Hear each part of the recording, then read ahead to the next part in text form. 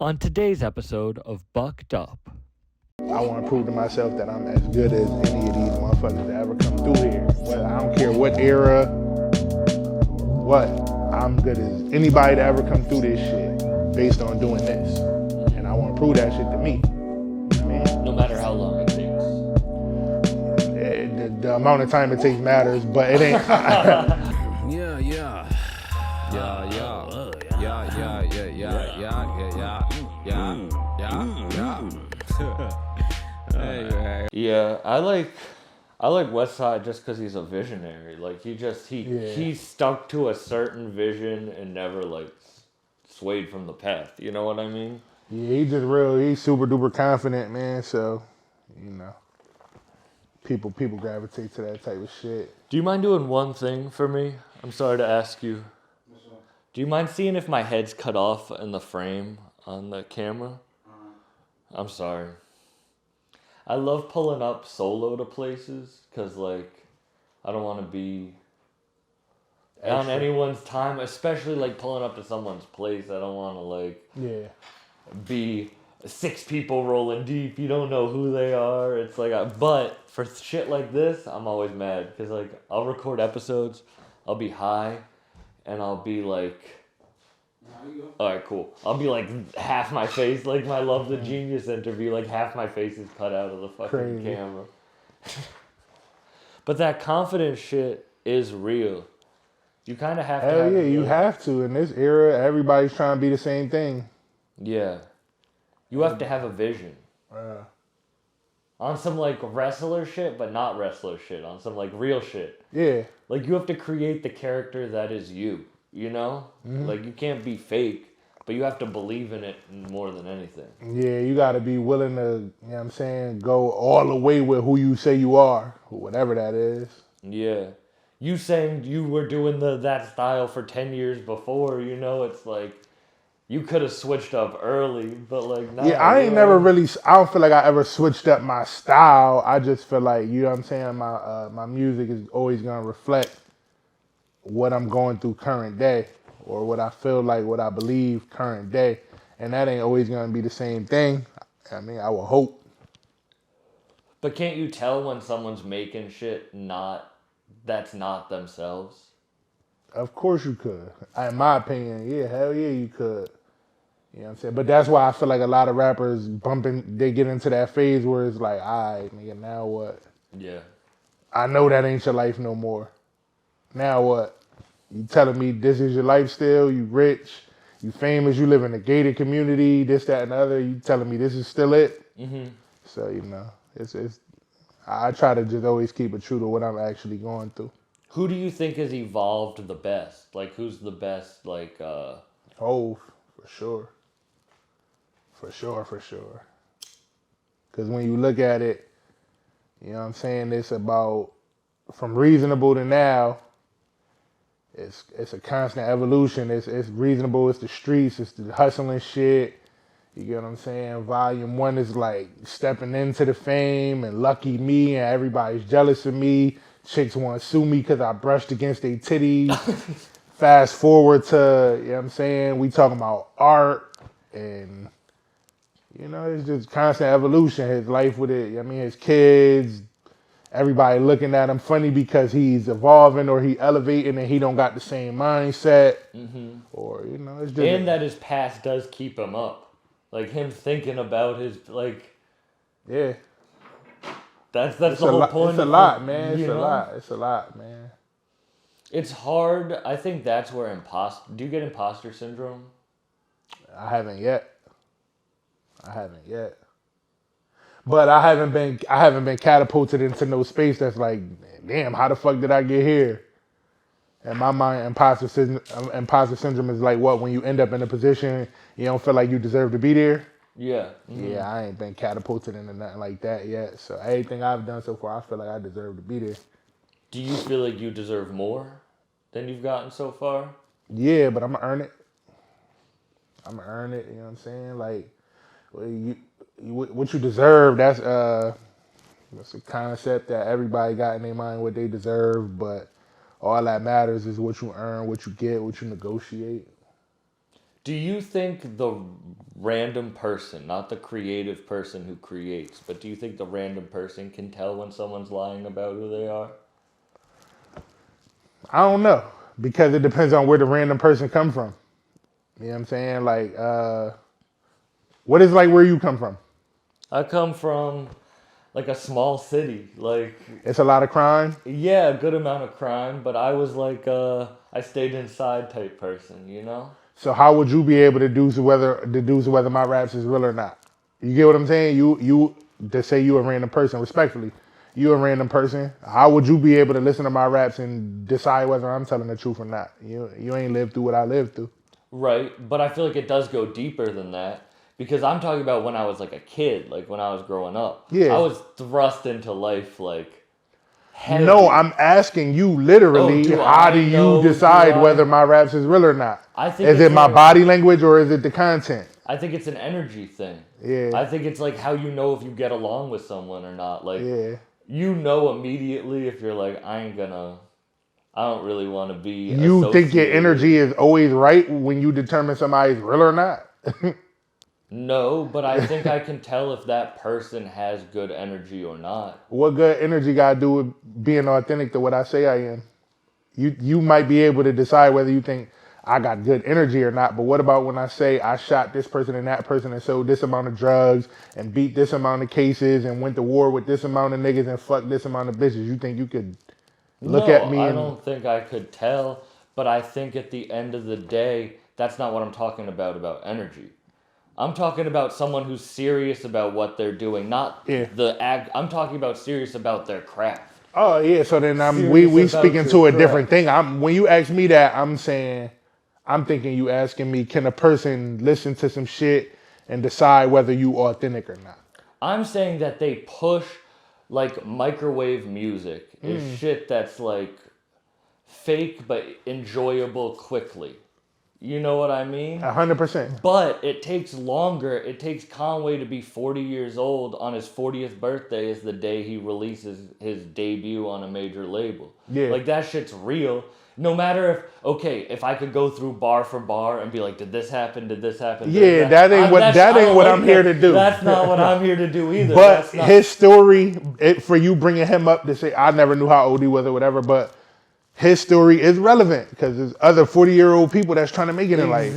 But he stayed authentic, and it might have taken longer. It wasn't microwave. It didn't blow up when he was 24, but that's going to give him and his family longevity. So that's another question I could speak to, right? I think people could see when you doing something that ain't true to you. One thing I think people could see off the bat is when a rapper is reaching for a hit record. I feel like fans could see that immediately, and that's why it's so hard to make a hit. Because people automatically be like, oh, he's trying to make a hit record with that. I don't know what it does to they subconscious, but they can see that shit off the bat. And, you know, Benny, for example, his fans would be like, he getting away from the Griselda sound. He trying to go commercial. And it's like, what if he is? Yeah. What the fuck is wrong with trying to succeed? Yeah. You get what I'm saying? But, you know, if I was to make a record tomorrow about my watch, just my watch, the entire song, my diamond's dancing, ah-da-da-da, my diamond's dancing, ah-da-da-da, niggas would be like, show trying to, you get what I'm saying? Like, that ain't show. So, yeah, I feel like fans can identify that for sure. But then you have someone, you can go by, no problem. But then you have, thank you for letting us use this space. But then you have someone like French. Like, I enjoys French's pop music. You know what I mean? Like, I'm younger, so I enjoyed when he went, like, I enjoyed the mac and cheese shit, but I enjoyed the pop shit. But some people, like, don't want to see someone win and grow. But that's the wild part about it, because you know French is trying to make a hit, and you accept it. Yeah. Every time you hear French, you know he's trying to make a hit record, and you accept that. Like, this is what he's trying to do, whether it's a miss or not.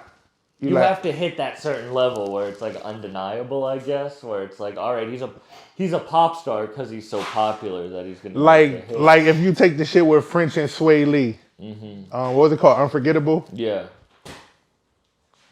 You get what I'm saying? Yeah. You come on, bro. You would never accept that shit from.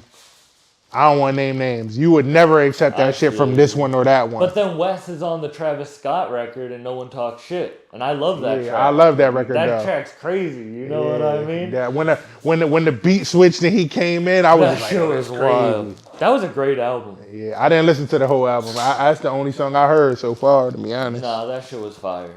Yeah, I like Trav, but I ain't listen to that shit. Yeah, I don't listen to albums like when it's a hype around them shits like that. I feel like that should have swayed me into liking something. So. Do you think it would pigeonhole you trying to make a hit though?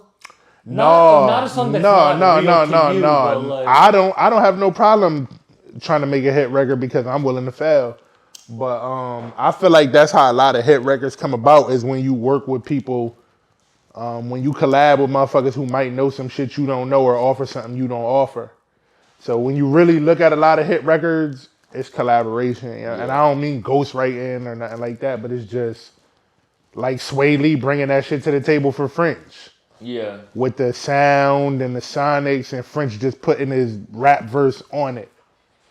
You know what I'm saying? Like French would have never been able to come up with that by himself. It's like you can tell when someone just bought a verse and they sent them the open verse. Yeah. You know? Or you can tell when someone actually wanted to like make that song. Yeah, maybe not. I think sometimes when it's blatant you can see it, but I don't feel like you can always pick it up.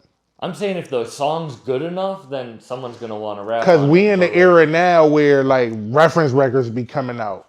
You know what I'm saying? Like Drunken Love. You couldn't tell me Future wrote that record. Yeah. You get what I'm saying? Mm-hmm. If you said who wrote Drunken Love and gave me 100 guesses, I would have never been like Future and 100 tries. And I don't feel like that record is a great example. I don't feel like that shit is not authentic to Beyonce or Jay-Z. No, so you don't listen to that record and be like, oh, Beyonce got a ghostwriter and they reaching. You like, yo, this is a good record. It's kind of like Rockstar with Joey Badass. Like if Joey Badass released Rockstar by Post Malone, which he wrote, people would be like, you're not like a rock star. So he gives it to Post Malone, who's a rock star. Yeah. And that song blows the fuck up. Yeah, but you know, a lot of people don't account for brand. Yeah. Like we all brands. I got a brand. Joey Badass got a brand. Leaf Ward got a brand. Albie Al got a brand. Everybody got a brand. Mm-hmm. So when you put out a record, is it like on brand or off brand? You get what I'm saying? And that's a big deal. Is it still part of the path that you're on, or is it a completely different like thing that you jump to? What you mean? Like it has to work with the forward momentum that you're on. Or like backwards momentum. Mm-hmm. Yeah. Because your momentum could be, man, I'm on some bullshit. I don't give a fuck. I'm high. I'm drunk. Yeah. And people will buy into that if they see that from you. And they see you wilding the fuck out and unraveling and your music is like that. They'll accept it. Yeah. But that's how I feel. Like, I don't believe in, like, selling your soul to the devil in, like, an Illuminati way. I believe, like, actually he comes down, you cut your blood and shit. I believe, like, oh, if I'm going to make money off being a bad person, like, if I'm going to make money off being, like, I'm going to be wild. I'm just going to be fucked up and be a raucous. I'm going to, like, smash shit and go on, like, on Twitter and say horrible shit. It's, like, that's kind of selling your soul in a way, you know? Yeah, like it's like being a troll. Being in a troll, way. Exactly. Like that's not a good way to live because people are gonna hate you no matter what. They're just gonna remember you as that. But you know, some people will do whatever to have money. So yeah.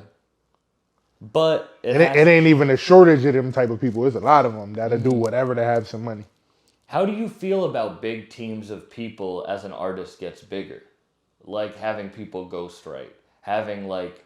Kanye is like, he's just a composer to 30 people who are making the song. Yeah, that's why I said we in the era where you hear a lot of reference records. Like I just heard the reference verse for Pusha wrote for Kanye on the song with Andre 3000. Mm-hmm.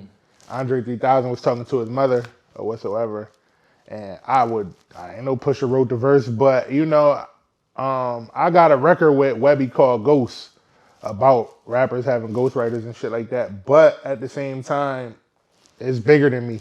So You know what I'm saying? My opinion You're about right. that That's don't funny. matter I that forgot much. that you guys had the song Yeah. literally about ghostwriters. Yeah, but I also know enough to know my opinion don't really matter that much about that. You get what I'm saying? Yeah. People gonna do whatever they want to do to get the bag and ensure that their record is as good as it could be. And it probably been like that forever, to be honest with you. I grew up like, all right, Biggie write his shit, Hov write his shit, Pac wrote his shit, and you know, having a ghostwriter back then was like a sin. You get what I'm saying? Yeah. But it's evolved a lot to the point where the culture is accessible to everybody. You get what I'm saying? And, it ain't the rules, you know, they get eroded more and more and more to the point where it's like, I don't care who wrote the record. Is it good or is it not? You know what I'm saying? And I'm aware that that's where it's at today. It's crazy. So I was talking to like one of the top like scientists in AI, technology people in AI the other day. And he also was like a big fan of music. And he goes, there's no, and I don't know how true this is. And I also don't know if I agree with this or not. But he was saying there's going to be like no producers or any studio musicians in 20 years. Because you can literally type in any sound you want and have 1,000 Derringer beats sent to you. Or Yeah, 1,000 Alchemist beats just that's- AI created. That's And that's what the fucking... that's I don't believe that though, because you still have to account for personality and story. The energy thing we were talking about before. When I hear this record that's AI, do I like it or not? Yeah, whatever. But, and this is a deeper part of the conversation, right? Good music doesn't make people a fan of you. Good music makes people like your music. Making somebody a fan of you is an entirely different thing. So a song doesn't make you want to buy a meet and greet. A person does. A song doesn't make you want to buy a front row seat. A person does. A song don't make you want to buy merch. A person does. A song don't make you want to wait outside in Times Square in the cold. Post Malone does. Yeah. You get what I'm saying? These songs don't make people cry at this nigga concert. It's him up there talking to these people intimately about what he going through. That's what makes people a fan, a fanatic, a super fan. So what the fuck will AI do in that regard? Yeah. You might be able to sell some AI beats or something like that, but I don't see it being much more relevant than that. Yeah. And that's the authenticity. It's not exactly that's what I mean by like, all right, I'm not talking about like exactly if they did this or they didn't do this, but it's the authenticity in the music. Do I get the vibe from you that you would do that, or that's what you really about? Yeah. And I think I do bring that up as kind of a devil's advocate way, but as you see, like, I want it to be as authentic as possible. Like, if we were in a big studio with fucking lights and cameras, it wouldn't be as real of a conversation, I feel. Because you're thinking about the lights. You're thinking about the 30 people behind the camera. You know what I mean? You're not thinking about... Maybe not. There's people that I grew up with that could put like Angie. I grew up just seeing Angie consistently do the best interviews. And I always was like, how the fuck she get people to be so vulnerable and transparent? I don't know why or how to this day, but every time and it's not often, but it's like, it could be Cole, it could be Mace, it could be Jigga. She's just gonna get a motherfucker to take the armor off and bare their soul, pause. And it's, you know what I'm saying? And they well produced, they well lit, you get what I'm saying? So I think it's the person. But I get what you're saying too, like, you know what I'm saying? When you strip it all down, let's just kick it. Exactly. Yeah. And it is what you want. Like, that's what she wants. She wants... I think at the end of the day, people forget... this is so weird. This is like, to the people, like, people forget I'm a comedian. Yeah. So, like, to me, it's almost, like, funny that this is my setup. It's funny that, like, I get a ton of views with, like... Yeah. You know what I mean? And I can have real conversations, like... It's cool, though, man, because I feel like everybody too invested in aesthetic. Like, I feel like that shit, I feel like people prioritize that more than real shit, like real substance. Yeah. Yeah, I'm saying that I don't want to watch no fucking Get Ready With You video. Nigga, who the fuck are you? All that bullshit, bro. I hate all that shit, bro. Like, I hate all that shit, bro. Yeah. Like I can see your outfit when you take a picture or a walk. Why do I need to see your fucking yeah. clothes on hangers as you put them on? Like I can see you were at the concert. I don't need to see you being like, we're in the Yeah. Uber on the concert. Oh my now. God, bro. Like, All that shit for me is just like, Uh-huh. get it the fuck away, bro. Like I don't need to know like you putting together your coffee and shit like that. Speaking about that, I don't like when people do break down, like those documentaries about King Von and shit, that like, he said this in this bar, and then tweeted this. So it's like, what? Like, you can listen to the music. You don't Yeah. need to, like, snitch on someone's art. I feel like that shit's just... Yeah, I see why people do it though, because they're intrigued by that type shit. You get what I'm saying? They want to I see grew if up it's around real that. or not. I They grew up wanna- around that type shit, so it don't intrigue me in the way it might intrigue somebody from suburbia or whatever. Because but- it's a UK dude who does it. Like, a dude from England who makes the documentaries. Yeah, people be real. If you ain't know Boy's story, it might be hard to believe when you listen to him and shit like that. But like when I first started getting wind of Von, he was in an interview talking about murders he beat and shit like that. You get what I'm saying? So that's another one of them things where it's like your story and your narrative. It's certain parts of your real life story that can make people listen to your music differently. Because, you know, he's in an interview, I was locked up this year, I was charged with 3 murders, I beat him, I came home, da-da-da-da-da. So now when I hear your music, I'm listening to it a certain way. Yeah. Versus everybody else saying they shot and killed 1 million niggas. It's like, whatever. If you meet, like, I'll meet people and I'll like their music more after I met them, like... just More or less. You know, like... sometimes I won't. More or but, less. Like, for me, I guess I don't make music, so I've met some people who've moved weird, but more than not, most people have moved cooler. Yo, that's a wild misconception about rap. I feel like it's this conception, it's this idea that most rappers is lying, and it's like, yo, I feel like more rappers is telling the truth, and it's just this niggas might be lying about money and shit like that, but as far as like hustling and having to risk it and poverty and struggle and this, that, and the other, we all got the same story, whether you from Memphis, New Orleans, Baltimore, Bridgeport, Hartford, Brooklyn, Detroit, whatever, niggas struggling, you know what I'm saying, niggas fucked up. And when you in them type of conditions, you gonna try some shit, you know what I'm saying, whether it's stealing cars, cutting catalytic converters, scamming, selling dope, robbing, kicking niggas' doors, you gonna try something to get out that condition or whatever, right? So when people just be like, all these frontin' ass rappers, it's like, man, we all got the same story. This episode is sponsored by Infused Productions. They are the best in cannabis products and events. Make sure to follow them online at Infused Productions. That's INFUZED Productions, and check out what they have going on. Let's get back into it. More of these niggas is telling the truth than you imagine. And rappers is getting killed left and right. Yeah. Every time you look up. So is niggas fronting or not? But you kind of have to put that air on for, like, legal purposes. It kind of has to be like they're lying. But niggas ain't saying they lying. Niggas is willing to go to jail. And that's the other side of it. Niggas is getting indicted left and right. How many rappers is in jail right now? Yeah. I feel like that was like a coup, though. They were like, we're going to take down all the biggest rappers at one point to prove that we're not fucking around. I mean, if nigga, it probably is. 2 things could be true at once, though. So if it is, you know, that doesn't take away from the fact that niggas really got shot, niggas really got killed, drugs really got sold, people really got extorted. Yeah. You know what I'm saying? Who? Feed the Family, Sheikh Hanif.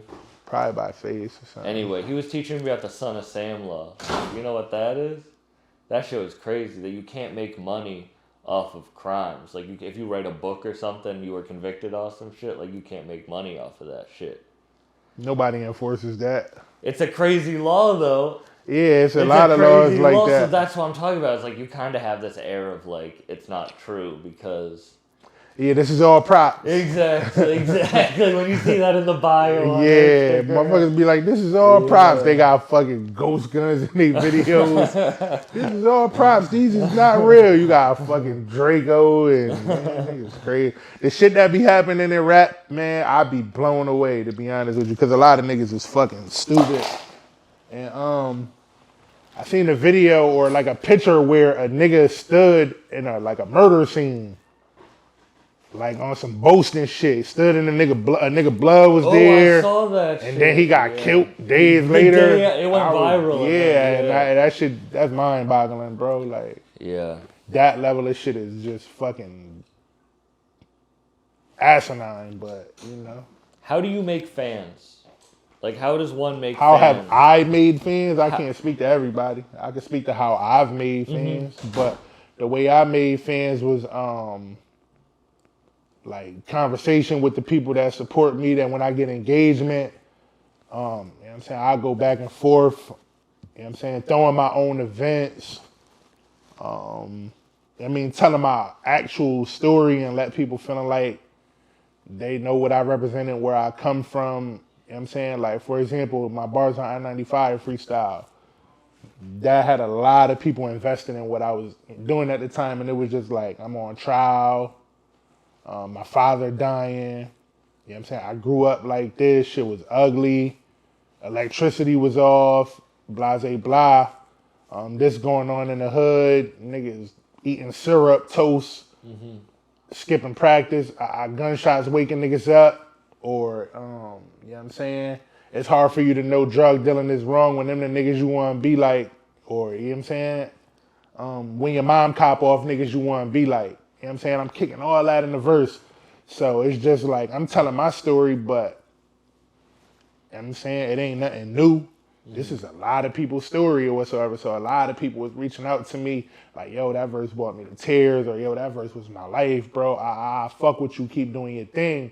So that level of transparency and that level of authenticity, it connected. And I do that often. It connect me with a lot of people, where people will personally be like, yo, a verse I just put out on Rook album, people is in my, yo, bro, that shit motivated me. So, you know what I'm saying? I just try to interact genuinely and do the shit that I need to do to show me where I'm actually at, right? So, me and my man was beefing. Not beefing, but we was like arguing over some shit, because I had a show called Sholey and Friends a couple months back.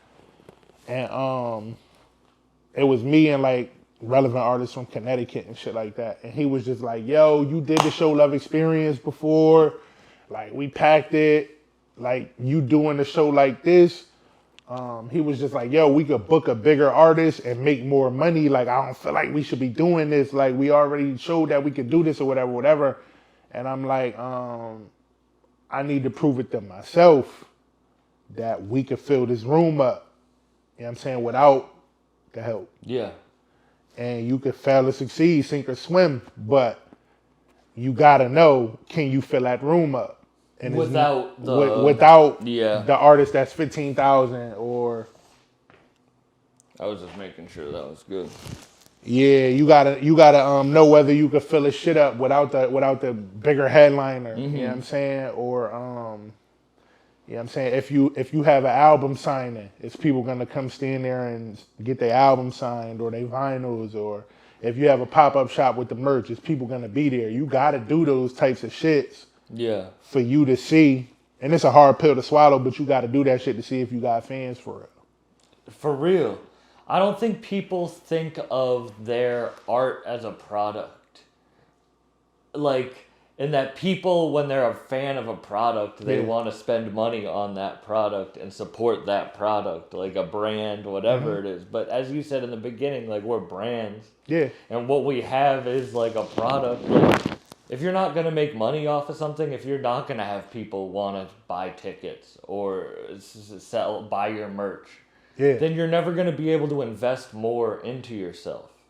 Yeah, but you know, like, a lot of the shit that I be doing is by necessity, out of necessity. You get what I'm saying? So I've been rapping and, you know what I'm saying? I had moments that was just like, that's a big moment. And I did features and been on tours and this, that, and the other, but I ain't never had that can't just come down and be like, you in a new situation. So all the shit that I've been ascending, I've had to do out of necessity. But that's what you have to do. You can't Yeah. skip steps. It's But not like, I say that to say everybody want to skip the steps. Everybody want to go from here to here. You know what I'm saying? And that's their train of thought. How can I go here? You gotta go here, and here. that is the problem with social media in the way that someone will get 100 million views in a week. Like Yeah. that dude BLP Kosher.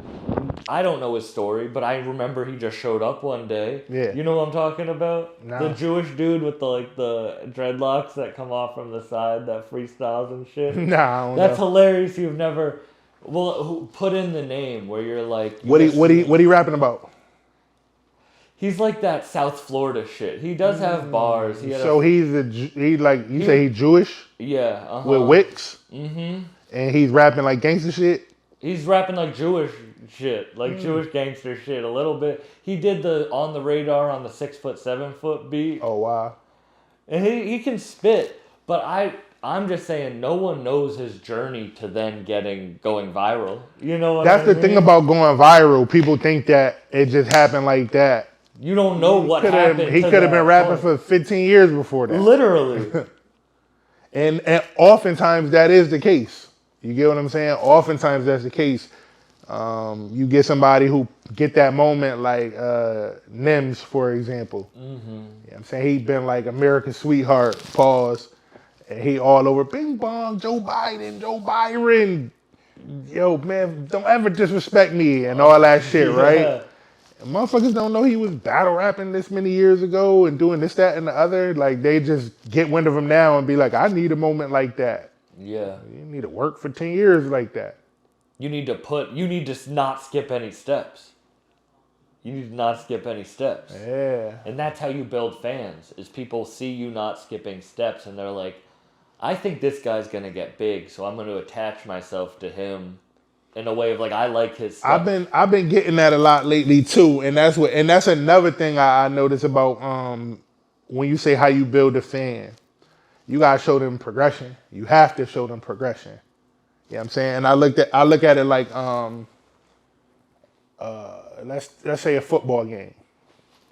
Right? You in the crowd, you rooting for a team, or basketball, or whatever. You could root if your team is down, but not if they down 20. You understand what I'm saying? Yeah. So if you a Knicks fan and it's the Knicks versus the Grizzlies and you at the Garden and it's an 8-point game and somebody from the Knicks slam that shit, it's like, yeah. You still feel like you could win and you could keep rooting. But if y'all go down 26, you might leave the game. You get what I'm saying? You might leave your beer and all that and just be like, I'm out of here. Yeah. You get what I'm saying? So I look at rap that way too, where it's like you got people rooting for you. You can't be down 27 though. You get what I'm saying? They're gonna leave the game.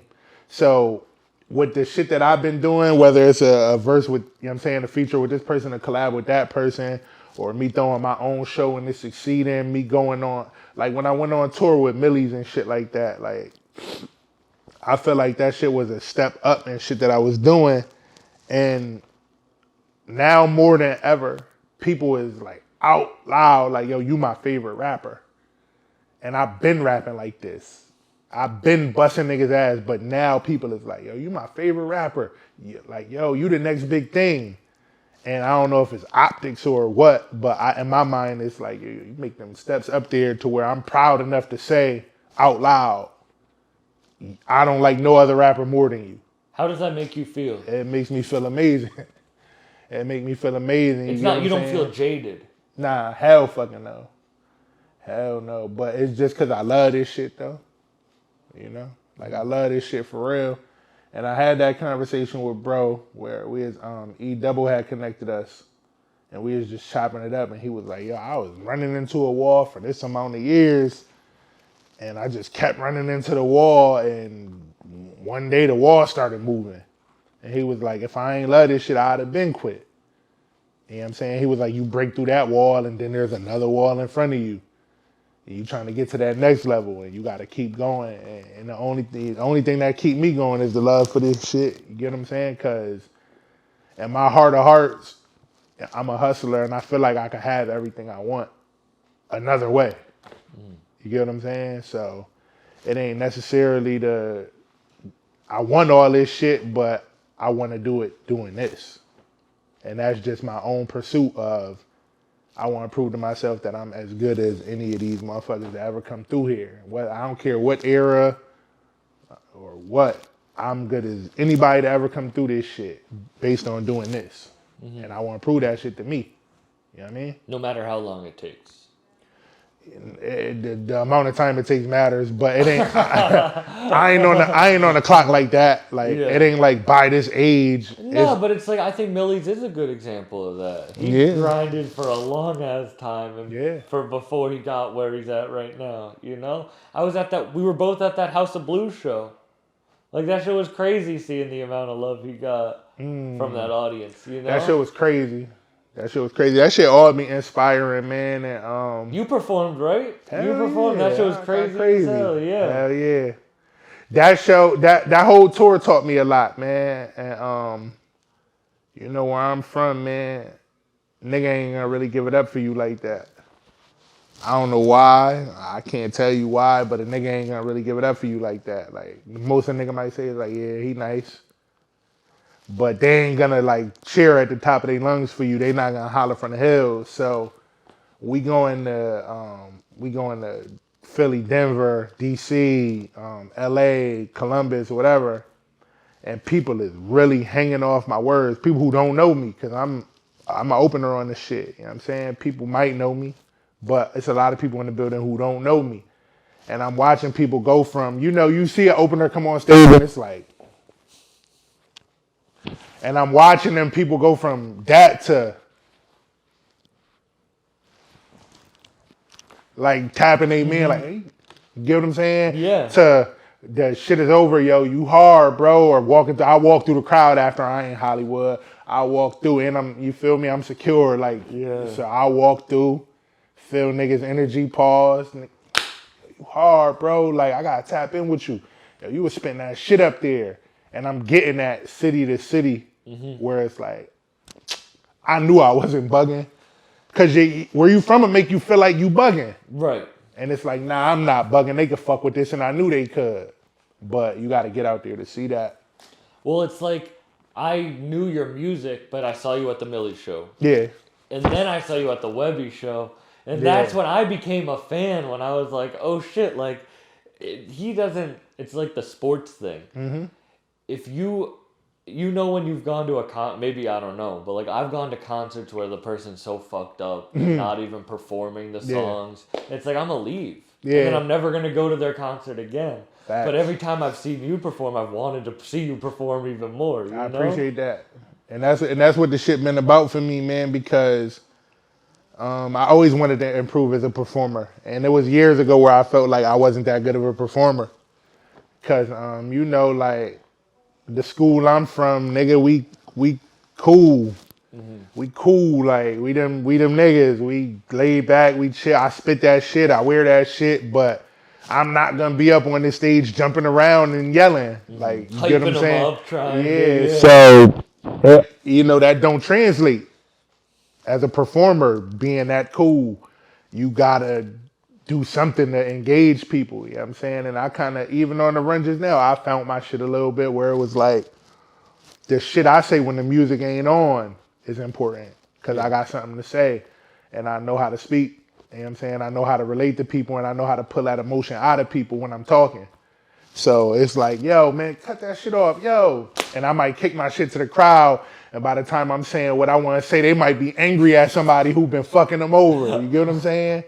Like, man, you got somebody who been stealing from you, and they like, yeah, man, put your fucking fingers up. Yeah. And it's like, it's funny. That's what I like about, because I'm a stand-up, so I like seeing if an artist can like talk to a crowd and control them. But that's the wild part about it, because when you say you a stand-up, right? That's what all this shit boils down to: stand-up, singing, dancing, rapping, basketball, boxing. Mm-hmm. Can you entertain this fucking crowd of people that's here? Can you control? And it ain't no separation. You get what I'm saying? It ain't no separation based on genre or none of that. Like, you got Dave Chappelle, you got Floyd, you got Post, you got B. These are the best entertainers in the world. It don't matter they profession. These motherfuckers could sell the most tickets in the world. Yeah. You get what I'm saying? Floyd announced that shit, the building is sold out no matter where it's at. What building it is on the fucking planet, that shit sold out. No matter where B announced, it's sold out. So it don't matter what profession it is, it's can you entertain them people? Mm-hmm. You know what I'm saying? And I'm learning that, and you know what I'm saying? And I'm excited to learn that. Can you be so good that someone who just worked their 9 to 5 will spend their money that they worked hard on you?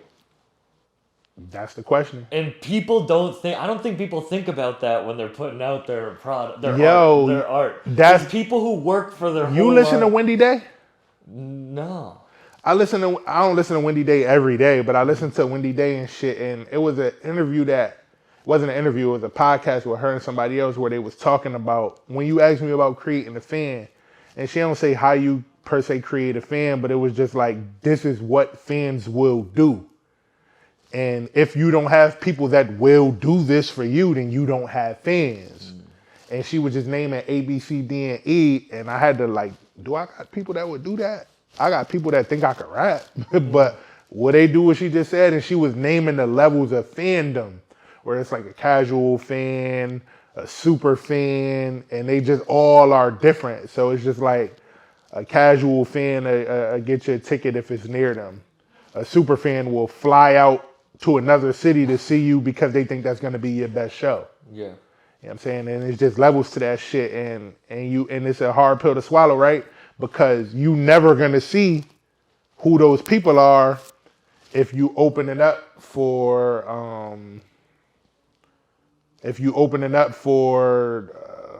what the fuck is boy name? The Baby, or if you open it up for Lil Baby. Mm-hmm. You're never gonna see if you got a fucking super fan, because the super fan is there for them. You get what I'm saying? So you gotta dial the shit back. And it was another thing where she was like, yo, nobody's never gonna pay you to perform if you paying people to perform. Mm-hmm. And I was just like, damn, like, I never thought of that. In my mind, I was always like, yeah, I'm gonna pay to perform. I'm gonna get up there, I'm gonna rock the crowd. And the headliner gonna sign me. You know, you're a stupid little naive motherfucker. Like, yeah, I'm gonna rock that shit.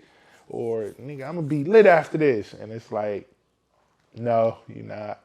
Yeah. So, I stopped doing that shit completely. Like, I ain't paying nobody to open. Fuck that. I'm not going to clubs or none of that. If you want me there, it's gonna cost you. Or I'm gonna be making money while I'm there. It's hard to realize that you have to be like unaccessible in a way. Like people want to just be everywhere out, like.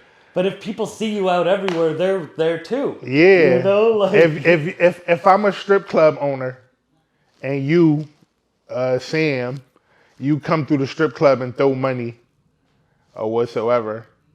Why am I ever gonna pay you to come here? Yeah, I already. Unless you get like a fucking meteoric rise or some wild shit. Yeah. Why would I pay you to come here? You come here.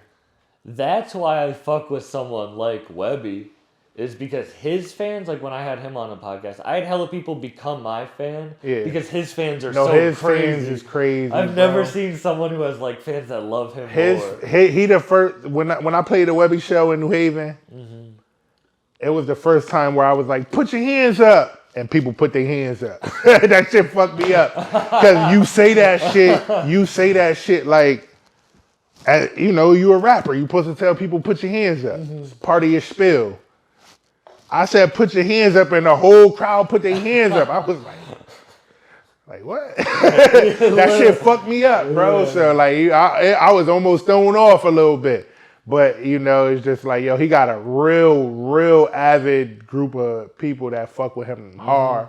And the wild part about that shit is that shit profitable like a motherfucker. People don't speak to that. Like, and it's a lot of that going on. Like E-Double put me on with this kid. Damn, now I don't know why I keep drawing blanks. It's a rapper, and he almost like a gospel rapper or whatever, but not quite. Broadwave? Nah, I want to say he white, and as soon as this shit ends, I'm gonna remember the kid name. But he's selling out like 13,000, 10,000. And that shit is hella profitable. It's profitable to sell out 1,000. You know what I'm saying? And a lot of the people who got the arena tours, they not making a lot of money because the show costs so much.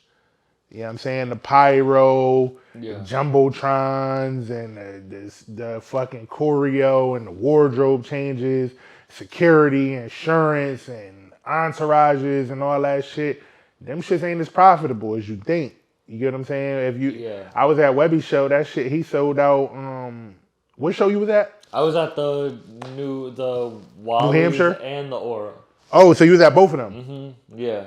Them is big days, indie. Yeah. Back to back, like sold out 1,500 and 2,500 or whatever it is. Back to back days with the merch, low overhead. Like that's big paper. He's smart because he didn't create a character that had to be balling out. Facts. But he really is balling. Yo, man, he really. He does all right. He's no. I'm gonna look in the camera.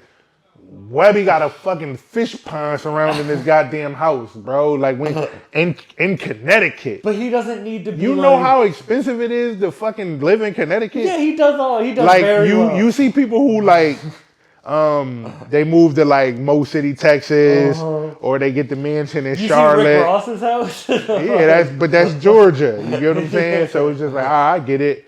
But he got a fucking fish pond around his house in Connecticut. Like he must got a fucking. But he's smart because he doesn't have to like. If you're doing those arena tours, you kind of have to. Yeah. Because if you started doing indie shows everywhere, people would be like, "Oh, he's failing." But really, you're making more money. Yeah. But to the people, because you're supposed to be like, I'm the richest. That's the posturing shit that come with and you know what I'm saying, people gotta get away from that. And it might happen, it might not, but you know, you starting to get to the real because there's so many people who don't have major label deals that are like succeeding. So the narrative is getting rewritten. But you know, like they always say the record label, they there to make you look like a star. So they're gonna do things that make you appear a certain way. And I watched an interview from Wale where he was like, I was doing an arena tour. Excuse me. He was like, I was doing an arena tour and the shit was doing amazing and I was losing money every night. And it's just like, yo, you don't think about that. Yeah. But it's super duper feasible that when you really looking at everything that goes into these shows, it's like, all right, I see why you wasn't making no money. It's becoming more common knowledge that these are like loans. When someone's gonna give you a lot of money, that's a loan. But it's people who making a lot of money without that. And I can't tell you why, but they ain't getting put in everybody's face for people to even know they there. I wish I could remember the boy name that I'm telling you about. But it shouldn't be in everybody's face. I don't like someone like. Why Rush shouldn't be in everybody's face with what he's doing? He's selling out 80,000. Why that shouldn't be common knowledge? Because it's not lowest common denominator. What you mean? For a song, for something to be super successful, it has to be liked by everyone no matter what. That's bullshit. Not everyone, no matter, but like it can't no, be I'm saying what you're saying is speaking to my point. Yeah. Because it got to be digestible by fucking 11-year-olds for it to be successful. But like it's easier for them to it's easier for someone to just listen to something easy than to actually have to listen to something. But I'm speaking to journalism, right? You wake up and say, yeah, Drake's show in Houston was amazing. He bought out such and such. It sold out. Beyonce's show was right? Why you don't be like, Russ sold out 80,000 in Indonesia? Why you don't report that in the morning the same way you report Drake's show? Why do you think that is?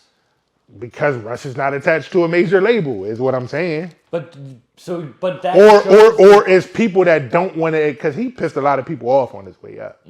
Like I remember when he was going at it with the desk and shit like that. Like, so it's probably a lot of people that wanted him to fail. But it's not just Russ; it's other people like him. You get what I'm saying? It's ashed on my head. Yeah, it's other people that are indie that's succeeding. But that's because it costs so much to promote yourself. Yeah. Like, the reason that it's like, all right, well, Russ, he knows he's not going to sign this money and promote crazy because he can sell that out without the promotion. Yeah. People will pay. Like, I was at a major label, like, record. I was in the office, and I was hearing them talking about paying this TikToker to make this video go, and this to go viral. Mm-hmm. But if a song was really just good, it would go viral on its own. Essentially. But, you know, like, I look at it like,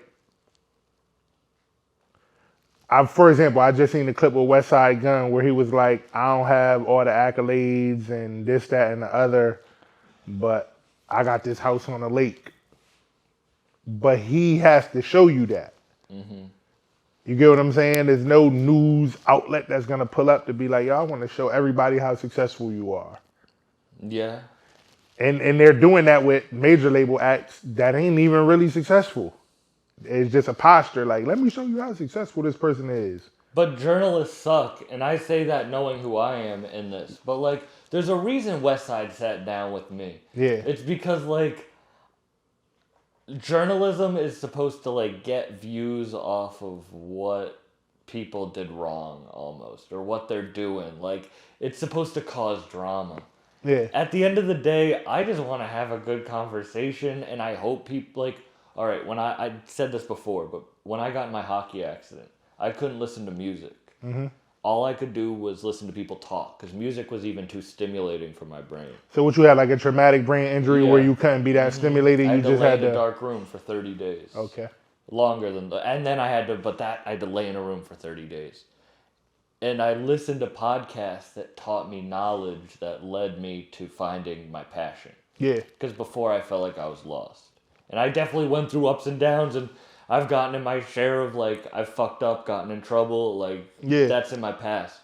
But that's what I wanted to do, is, like, I hope someone listens to this podcast and realizes, oh shit, I can do that too, you know? Like, I'm not trying to be like, oh, so what big rapper do you have a song, like, waiting on? That shit is so fucking corny, and you know what I'm saying? I like, even this interview, I like the flow of it, you know what I'm saying? Because we just kicking it. But I hate those interviews where they ask you the same fucking 12 questions over and over and over and over. Who are your most inspirational rappers? Where do you see yourself in 5 years? What rapper had the biggest impact on you growing up? Like, shut the fuck up, man. But that's microwave interviews. We're talking about microwave music. Yo, you want to kick us a freestyle? Yeah. See, I don't ask, like, if I started asking for freestyles, I would be corny immediately. Because I'd be this has nothing to do with music. It does, but it doesn't. It doesn't have nothing to do with freestyling. Exactly. But that's the microwave interviews. That might get you a lot of views today. Yeah. But in 5 years, is someone going to go back and watch that interview? Fuck no. Fuck no. I want to be able to, all right, say you pop the fuck off. Yeah. And, like, which I believe in you. I wouldn't, like, have you on if I didn't. Yeah. And then people are like, wait, where was he at that point? And then my podcast pops the fuck off. Yeah. And it's like, look at where they were at this point in time. I enjoy that a lot, man. Like, I'll go back to Narwhal interviews and shit. Like, I like unique shit, man. Yeah. You watch a lot of interviews. You mentioned, like... Yeah, because I don't watch a lot of TV. Like, I watch a little bit of shit, but, like, more often than not, I try to go get some game. Whether it's a podcast that's meant to give you information or I feel like it might just be in there. Yeah. Like, how this person popped off, how they caught traction, or shit like that. Drink Champs, I listen to them shits to see, like, is there going to be a jewel in there for me somewhere? Like, we was doing this, we was promoting this way. So, yeah, I watch a lot of shit like that, for sure. But, yeah, man, it's just for me, man, I just be wanting to, like, when you was like, yo, I feel like he gonna make that next step, I wouldn't have you up here. Like, I just be wanting to, you know what I'm saying, prove that true. Yeah. To myself and the people like you that fuck with me. But... it's always going to take longer than you want. Because they always say you have to enjoy the journey, but it never feels that way. I'm recognizing that shit is true, though, man, because... because a lot of people would want to be where you are right now. Yeah, it's times where I wanted to be where I am right now, and I always try to remember that, you know what I'm saying? Because what you call it, you can't go backwards.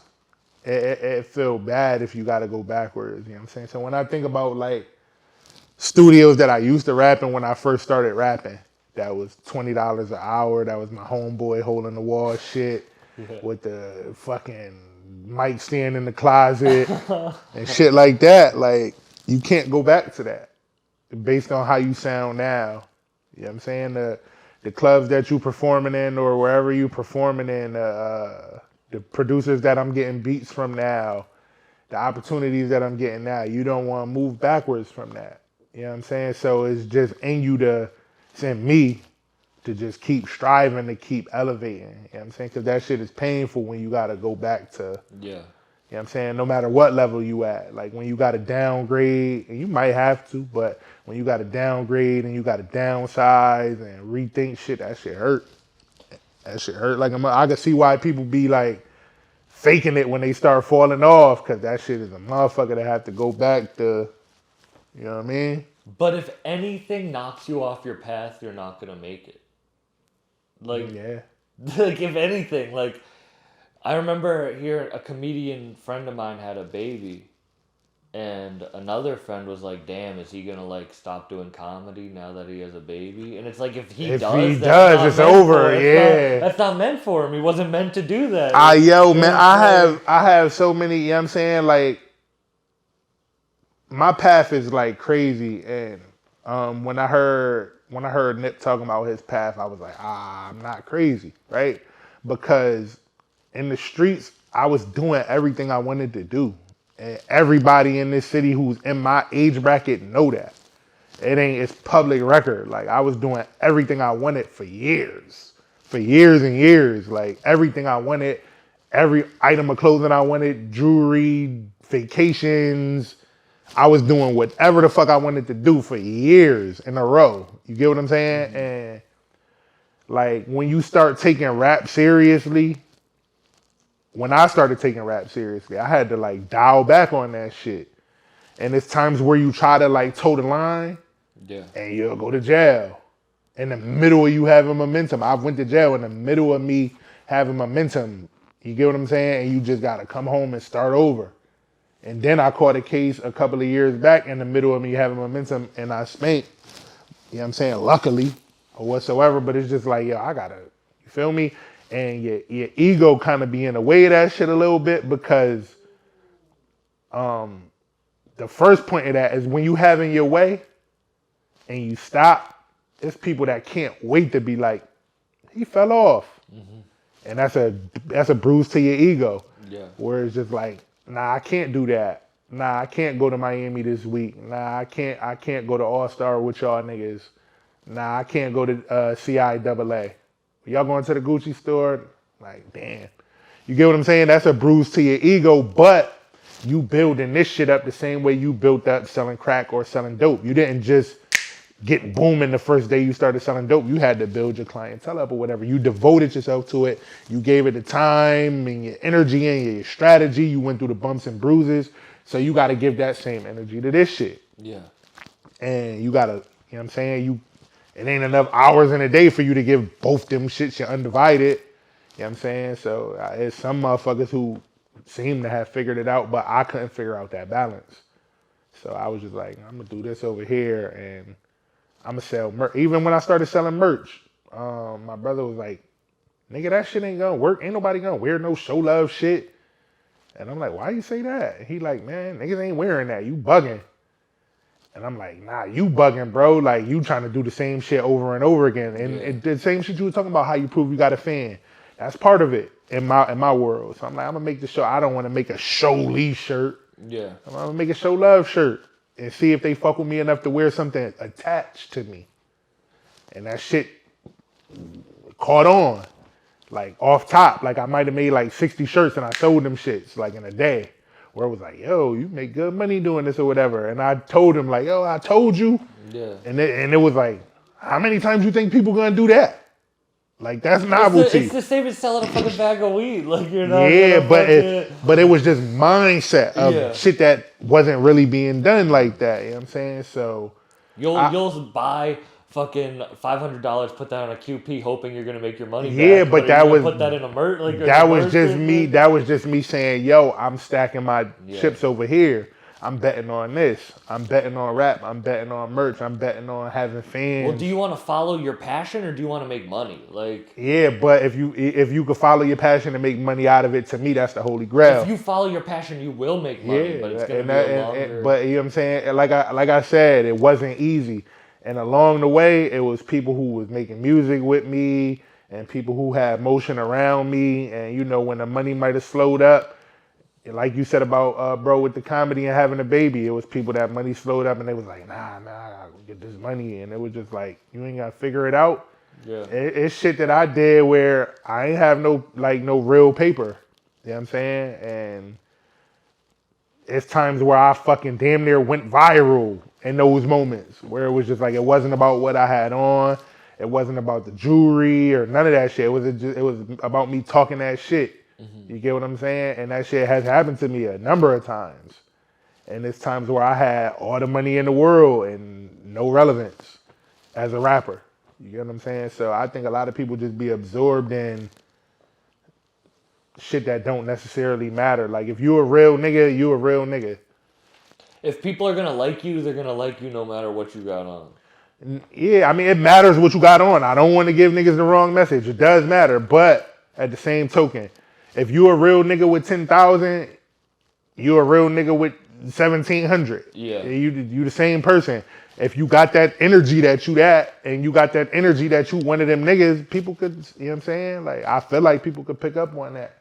And you know what I'm saying, it was times where I was fucked up and I done shook the room with everybody in that motherfucker. You get what I'm saying?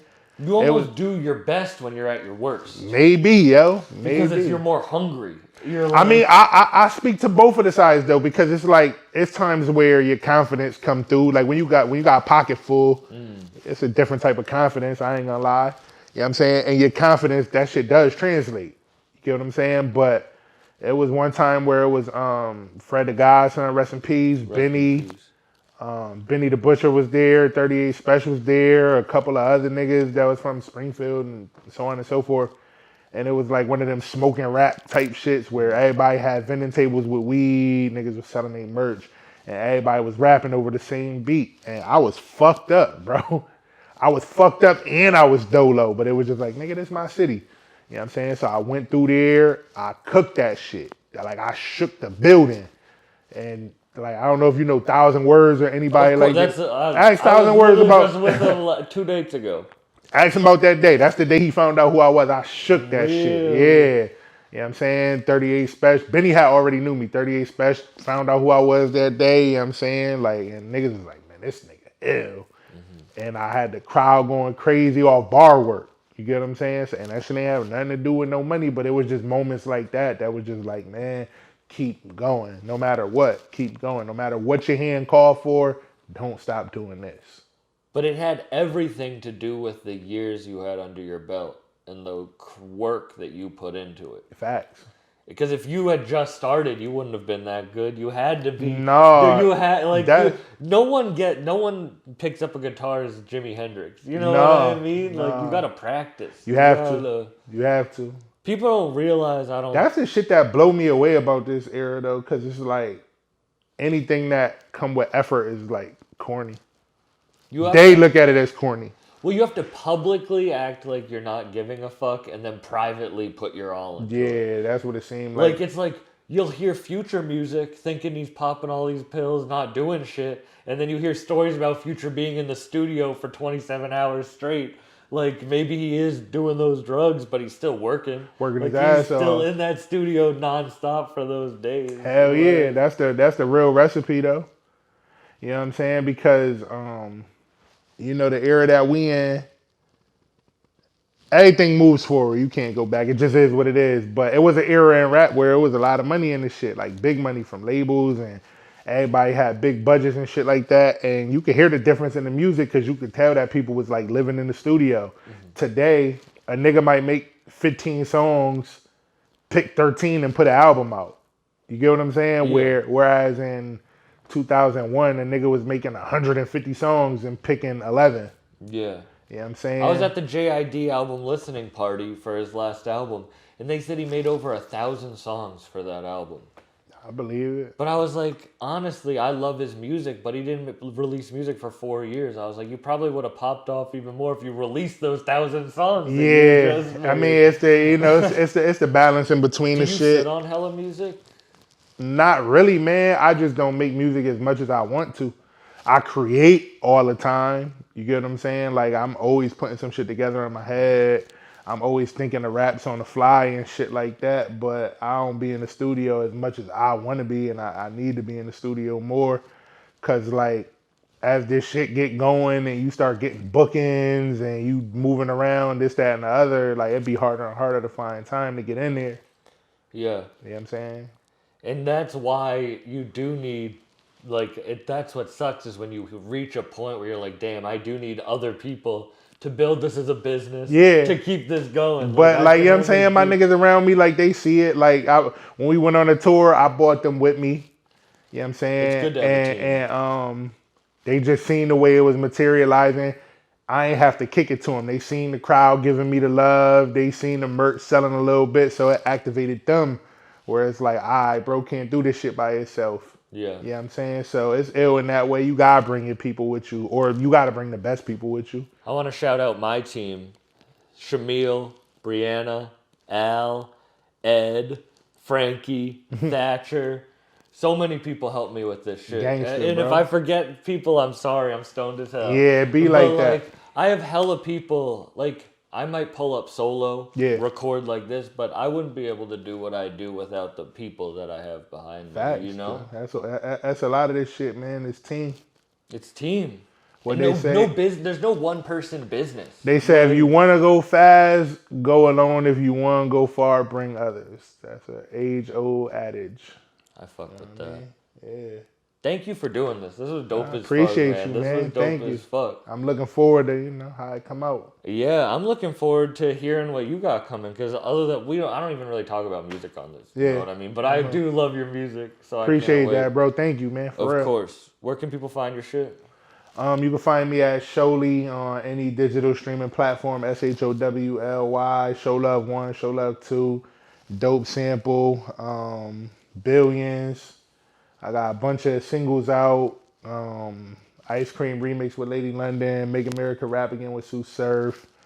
I got Ghost with Chris Webby. You know what I'm saying? So it's And a you lot got a going track on. coming out with a couple that's dope as hell. I don't want to draw, I don't want to say who, but I heard it. Yeah. It's with 3 amazing rappers. And I got you killed and that I got shit. Busy on there. You got busy, yeah. Well, anyway, Busy on there, yeah. thank you guys for listening. My If you dog. can like and subscribe, we got new episodes coming all the time. Peace. Yeah, yeah. Yeah, yeah. Yeah, yeah, yeah, yeah, yeah, yeah, yeah, yeah, yeah, yeah. Hey, hey.